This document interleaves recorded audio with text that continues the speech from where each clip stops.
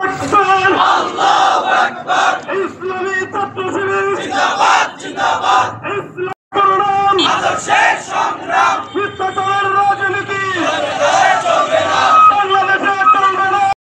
ভেঙে দাও গুড়িয়ে দাও, ভেঙে দাও গুড়িয়ে দাও সন্ত্রাসীদের কালো হাত। রাজনীতি বাংলাদেশে চলবে না, রাজনীতি বাংলাদেশে চলবে না।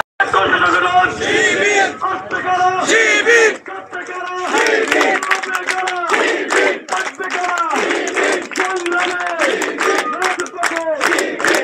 মিথ্যাচারের রাজনীতি বাংলাদেশে চলবে না, বাংলাদেশে চলবে না। মিথ্যাচারের রাজনীতি বাইসাফলের রাজনীতি বাংলাদেশে চলবে না, বাংলাদেশে চলবে না। মিথ্যাচারের রাজনীতি বাংলাদেশে চলবে না। যেভাবে ছাত্রলীগকে দেশ থেকে বিতাড়িত করা হয়েছে, ঠিক একইভাবে ছাত্রদলকে দেশ থেকে বিতাড়িত করা হবে। রাজশাহী বিশ্ববিদ্যালয়ে ছাত্র সংসদের হল রুম ভাঙচুর করেছে।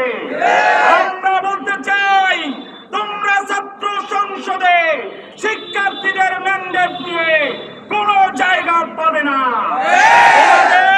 এই অরাজক পরিস্থিতি এবং অস্থিতিশীলতার জন্য বাংলাদেশের প্রতিটি ক্যাম্পাস থেকে ঘাট ধরে বের করে দেওয়া হবে।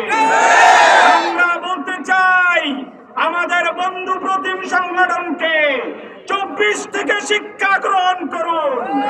আপনারা যদি শিক্ষা গ্রহণ করতে না পারেন, সাদ্দাম হোসেনের মতো ভারতে পালিয়ে যেতে হবে, ইরানের মতো ভারতে পালিয়ে যেতে হবে।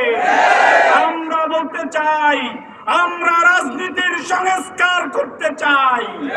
আমরা এমন একটি ছাত্র রাজনীতি প্রতিষ্ঠা করতে চাই, যেই ছাত্র রাজনীতি হবে শিক্ষার্থীদেরকে নিয়ে, যেই ছাত্র রাজনীতি হবে ক্যাম্পাসের উন্নয়নে, যেই ছাত্র রাজনীতি হবে গবেষণা বান্ধব ক্যাম্পাস বিনির্মাণে। আমরা 13 মাসে লক্ষ্য করেছি, বিভিন্ন ক্যাম্পাসে বিভিন্ন শিক্ষক সিন্ডিকেট সহ নানা ধরনের ষড়যন্ত্র বিদ্যমান, যার কারণে নারীদের উপর হেনস্থার শিকার হচ্ছে। প্রত্যেকটি নারী আমার বোন। আমরা জানিয়ে দিতে চাই, কোন নারীর উপর যদি বিগত ফ্যাসিস্ট আমলের মতো ষড়যন্ত্র চালানো হয়, ছাত্র শিবিরের প্রত্যেকটি কর্মী বিশ্ববিদ্যালয় এবং প্রতিটি ক্যাম্পাসের সকল শিক্ষার্থীদের নিয়ে নতুন আন্দোলনের দুর্গ করে তুলবে।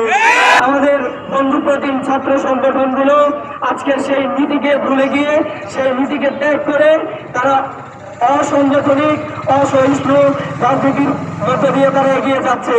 তারা আজকে যখন বিভিন্ন ক্যাম্পাসে ছাত্র সংসদ নির্বাচনে তাদের ভরাডুবিকে সামনে দেখতে পাচ্ছে, যখন ছাত্রদের মাঝে তাদের গ্রহণযোগ্যতা হারাচ্ছে, তাদের লাগাতার চাঁদাবাজি, দুর্নীতি, তাদের সাইবার বুলিং, নারীদের প্রতি হেনস্থার কারণে, তখন তারা আজকে ভিন্ন পথ বেছে নিয়েছে।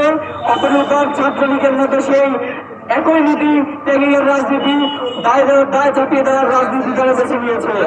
আমরা তাদেরকে স্পষ্ট করে বলতে চাই, এই দায় চাপানোর রাজনীতি, ট্যাগিং এর রাজনীতি, চাঁদাবাজির রাজনীতি, সন্ত্রাসীর রাজনীতির মধ্য দিয়ে বাংলাদেশে কখনো ছাত্রদের জনপ্রিয়তা অর্জন করা সম্ভব নয়। আপনারা আপনাদের নীতির উপরে অটল থেকে শিক্ষা অঙ্গনে ছাত্রদের জনপ্রিয়তা পেতে হলে আদর্শিক রাজনীতি করুন। এই সমস্ত দায় চাপানোর রাজনীতি বাদ দিয়ে ছাত্রদের ম্যান্ডেট নিয়ে কাজ করুন।